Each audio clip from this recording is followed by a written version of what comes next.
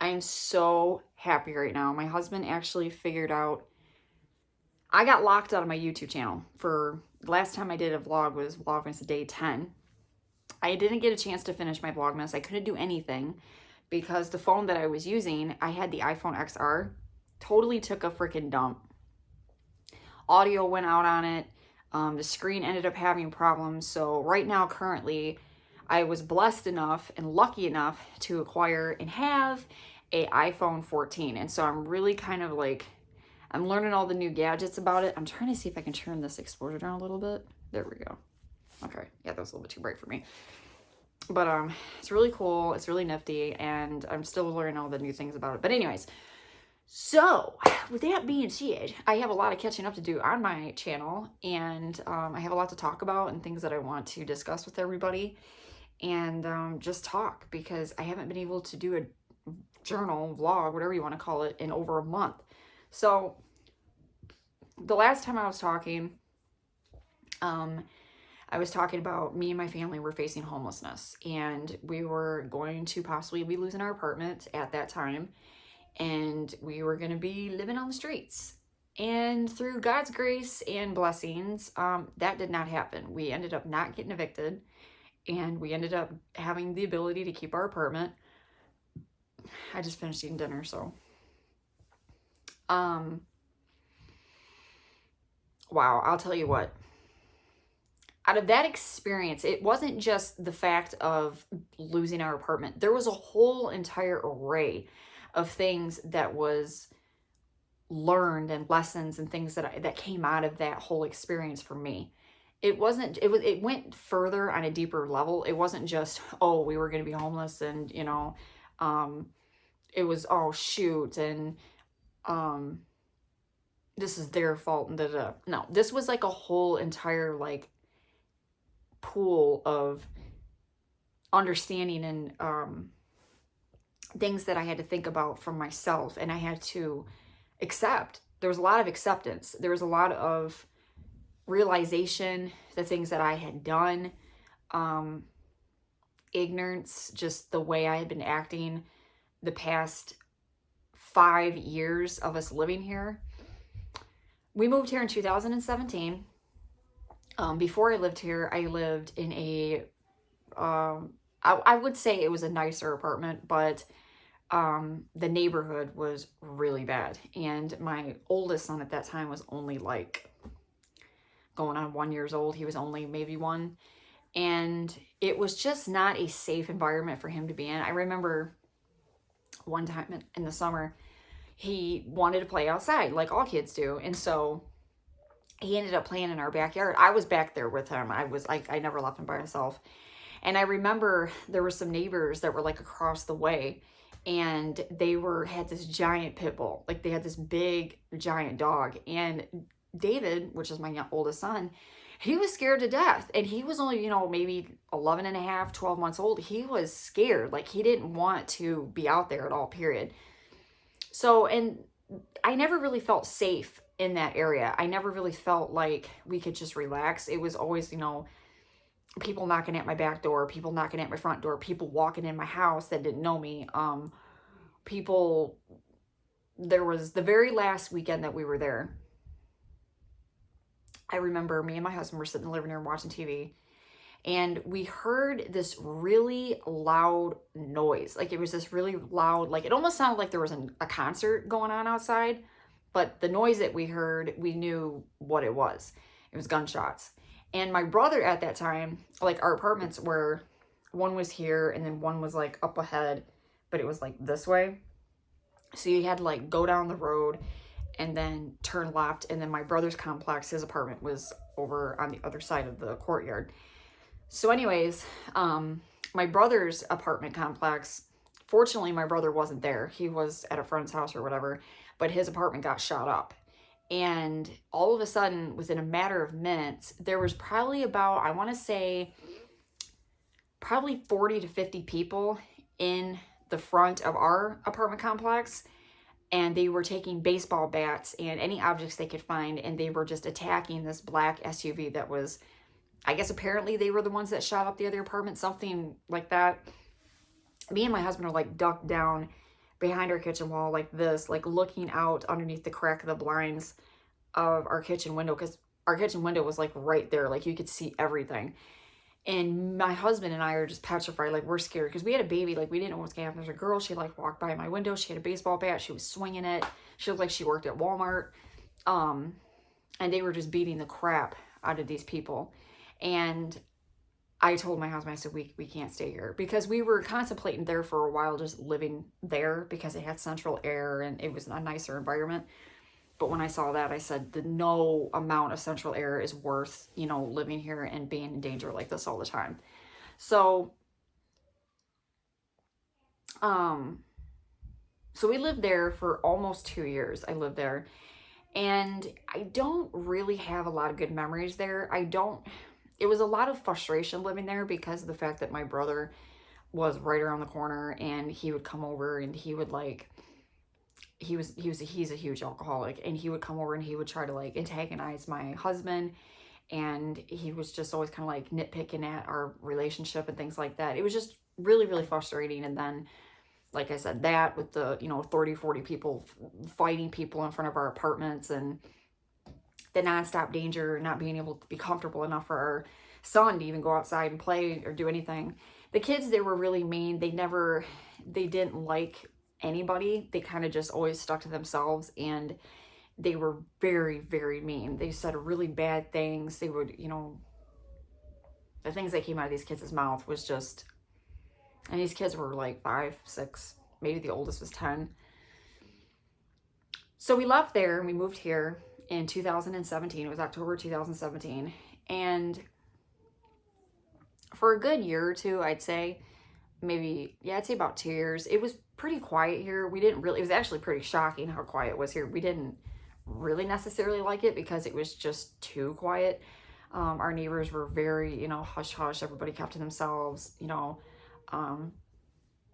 They don't even have trick-or-treaters here. We didn't have trick-or-treaters. We didn't have nothing. Like, it was just very, like, and we're more closer to the country now than we were when we lived at the other place. We were, like, right in the heart of the city. So, I guess that's probably why. But within a matter of years of us living here, my oldest son ended up acquiring friends, and he finally had a normal, you know, as he could be. He could go outside and play with his friends and stuff like that. So that's kind of what drew me to living here, was the quaintness of it, and as well as the people that lived here were, you know, more mature and more level-headed and had jobs and things like that. And it was just more of a regular apartment complex. So October of next year, it'll be exactly 6 years that we've lived here. Yeah, 6 years. And I'm not gonna lie, it was devastating when I found out that we were possibly being evicted. It wasn't even possible at that time, because, and that's the thing I wanted to say too, is that, so when I first found out, it was in the emails, it was, you know, 30-day notice to quit. It was actually like, okay, you're getting thrown out.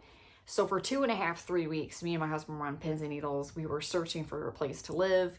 And in that process of, you know, trying to find someplace else to live and finding, going to different apartments and houses and all kinds of places, I really saw how bad it is actually for other people. I ended up going to this one place. It wasn't even an apartment complex. It was a hotel. Well, not even a hotel. It was a motel.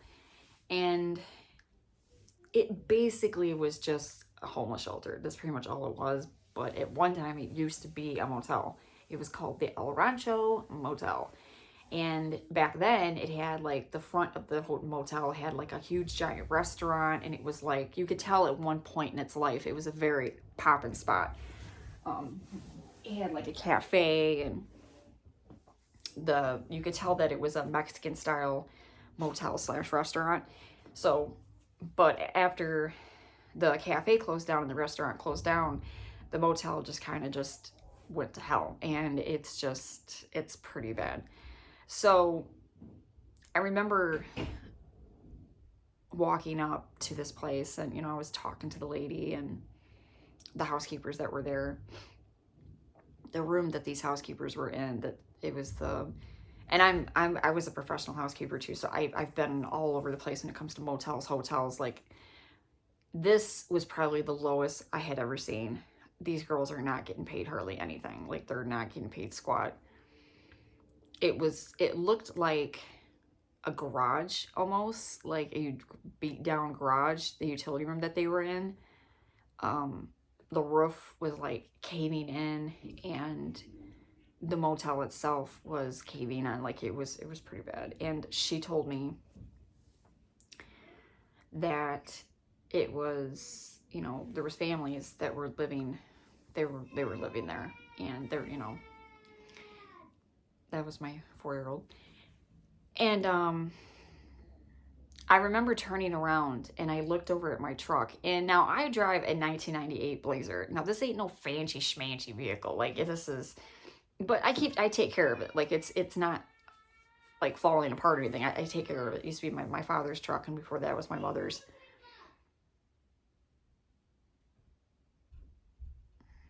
I don't know what my 4-year-old's saying. And I remember turning around and looking at my truck parked in that parking lot. My truck looked nicer than the whole entire building. And I remember looking down at my clothes, and I felt so embarrassed of the things I had done in my life, the way I had acted all those years here, and even just being totally neglectful and disregarding all the blessings that I had in my life, that I was standing in the midst of basically a homeless shelter. These people didn't have anything. They had nothing. They're still there right now. They live in squalor. Like, these rooms are caving in around them, and they have children, and they are probably living off of nothing. And I didn't see any cars in the parking lot, so I know half these families don't have vehicles. I just remember feeling really low, and I felt really embarrassed, and I felt really ashamed of the way that I had acted. And then I kind of, as the days passed, started to feel like, you know, whatever happens, I deserve it, kind of thing. And that's where the acceptance came in. I had to accept the things that I had done in my past, and I also had to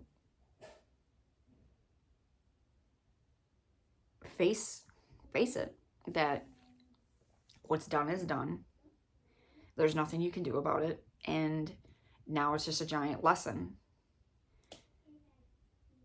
When I tell you the day that I found out we were not getting evicted and that I was able to stay here, I broke down in tears. Like, I was crying in front of my landlord, who didn't give a crap, but I was crying.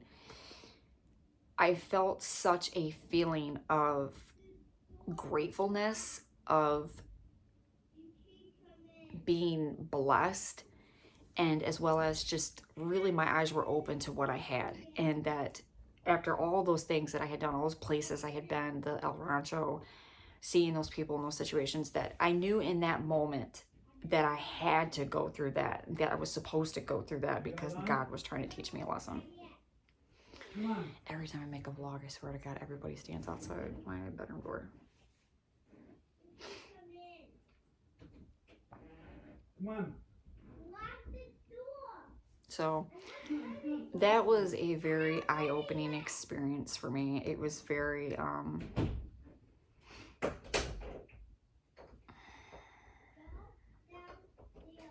No, get out of the bathroom. No. My house.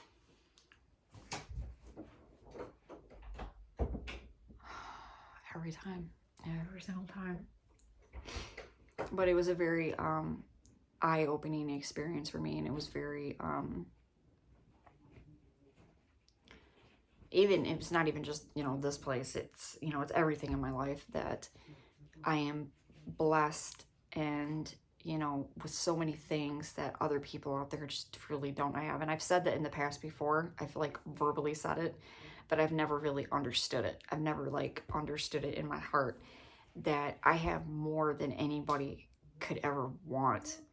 Those people that lived in that motel, they will never probably, you know, they don't have this right now. They don't have any of this, and they probably think about it every day and would give anything in a heartbeat to have this, to have what I have. And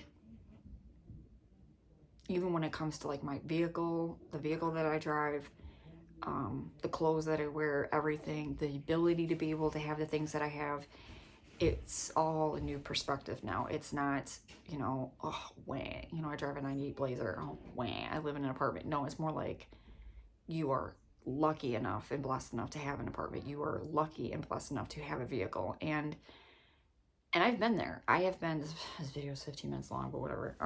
I've been there. I've been on the other side. I didn't have a vehicle for almost 2 years. I didn't have a vehicle, and we walked everywhere. We had to walk or catch a city bus.